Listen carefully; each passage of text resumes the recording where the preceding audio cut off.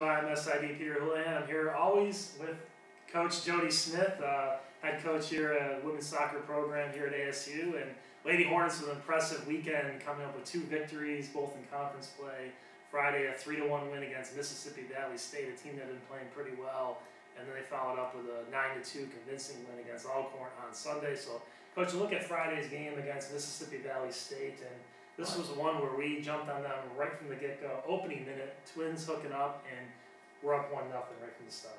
Right. Well, we talked about earlier. We know we felt like we were going to really be in for a fight with Valley last year. They kind of took it to us at their place, so we knew kind of what to expect. And we talked about really trying to establish a tone early and put pressure on them early, and we were successful doing that. And of course, Elite and Ariella hooking up for an early 1-goal lead, which was really nice to have.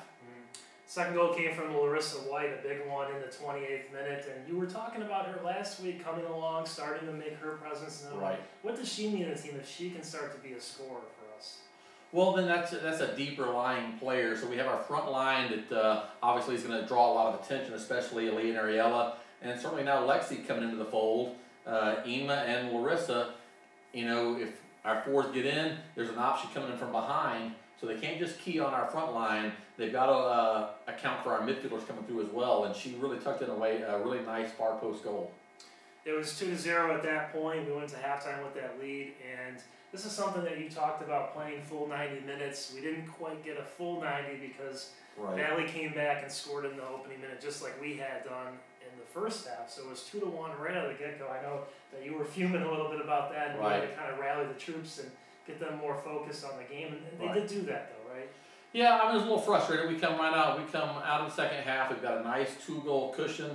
Again, the most dangerous lead in soccer, and we take the kickoff and we take the play for granted. They make about 2 passes, find someone running through, and there's the goal. And you know, definitely frustrating. It's, you know, championship teams cannot afford to have mental lapses like that. It's something we've talked about.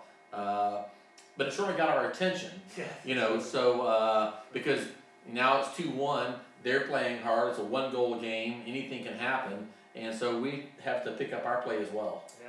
For you, being a coach, how do you kind of rectify that problem of them, you know, getting too comfortable with the lead and allowing a team back to it?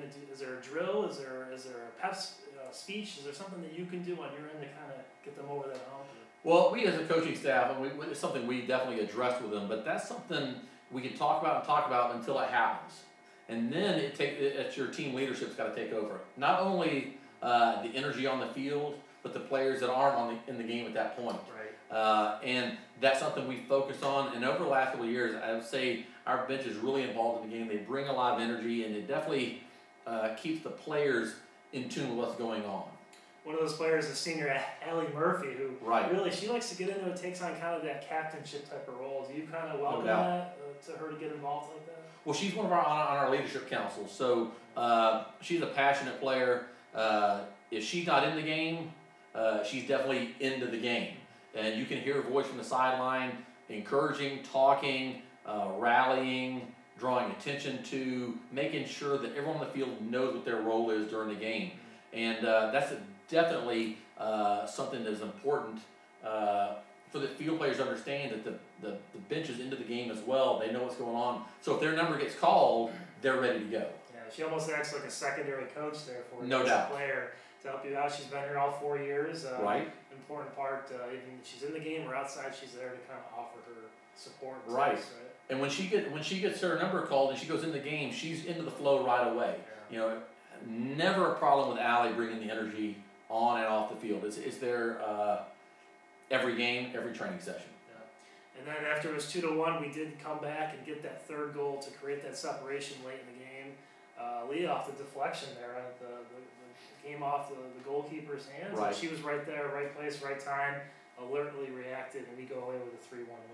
Right, it was created through midfield. Ariella actually had the shot, a great far post shot. The keeper had to parry it wide a little bit. And we talked about following everything in. Just don't be content if someone takes a shot to stand from the outside, not follow things in. And Aaliyah followed the path in, the ball rolled right to her. There's a nice little tap in, 2-goal lead, nice cushion. Yeah, very important there that we were able to take advantage and get a little bit of that comfort and pick up a real quality win against a good Mississippi Valley State team. Very good, very athletic. we knew we were going to have trouble, and they played for 90 minutes as well. Lady Hornets is a fast player. We had to Dynamic, yes. We had to counter that speed because she's able to get by and cause some problems. We did very well with facing her, though, right? Well, I think we did a good job of limiting her opportunities. I mean, she's definitely a fast, skillful player. She loves to run at players, and I thought we were very good at really containing her. Yeah. All right. So then it was on to Sunday. Another game with Alcorn State. They came in here to Montgomery. We came in with a 9-2 victory. In this one, 6 different players scored for us. Everyone kind of chipping in, and the big day though, probably went to Lexi Krieger, who had her first career hat trick. What do you say about her? Well, again, we talked about, you know, we've got to find other options and people to take the load off, and she is really probably in the last, I would say 4 to 5 games, kind of really started asserting herself. She's got a great shot. We want her to take it more. She needs to look for her shot a little bit more. And again, provide that third option up front, and she's starting to do that. And so it was nice to see that she was able to start finishing. She creates opportunities for herself. We just need to see her have the confidence to shoot, and she's starting to find that. Interesting note, she came off the bench and she only played 38 minutes, but then you look at the production. Right. 4 shots, 3 goals, super efficient, just what you need, that spark off the bench where she's kind of come in and carved out that role for you. Exactly. Well, you know, one thing we like to have is competition for starting roles, and her and Emily Fleming have been battling all year. Emily kind of eked her out in training the last couple of games. So what's nice to see is that, again, we talk about bringing energy, being aware on the bench. She steps right in and boom, right away, she's into the flow. And so we like the competition. I think it's bringing out a lot in her and maybe creating a sense of urgency since she's on the field. And, you know, for us, hopefully that results in more goals from her. Yeah, so maybe that's a role that Lexi is really kind of just putting her arm around and embracing it. And Emily Fleming moved into the starting role, and she made a big impact. She scores right away. I think it was the 9th minute, and had 2 goals on the day. So a big game for her as well. Exactly, and again, that's 5 goals from one position. And so as a coach, you've got to be really pleased. Number one, our players are finding them, giving them opportunities, and then they're making the most of their opportunities. Yeah, everyone kind of getting the act. Of course, the Lewis twins were at it again. They get in there. A big game from both Ariella and Aaliyah Lewis, and also Morgan Elder, who usually plays a defender role. She even had a goal in this game. Right. Well, she came from a defensive midfielder role. Again, ball played out. She was in the right spot. Really took a good composed shot and finished her chance. And again, sharing the ball, everyone getting an opportunity. That's what you like to see. Yeah. Offense is working on all cylinders right now. I went and checked the stats with NCAA Division I women's soccer, and lo and behold, ASU is the #1 team in goals scored this year with 49. It's unbelievable to think that they've scored that many, but that's the accurate number. 49 goals leads the country. There's 328 women's soccer Division I programs. So for them to be at the top, what does that mean for you and the team? Well, that just signifies that our coaching staff, we're identifying, and I think the training sessions are good. The girls are buying in, they're understanding their roles, and we're in tune tactically, and the players are starting to share the ball amongst each other, because it's just not one player doing the scoring. It's really shared around a good deal. And again, lost in the mix on Sunday's game was not only has Ariella been scoring goals, she had 3 assists in the game on Sunday. Yes. So not only is she finding goals, she finds other players. And when you're doing those things, the goals do come. Yeah, it's going to be really difficult when we're coming up with the SWAC tournament to really key in on any one player.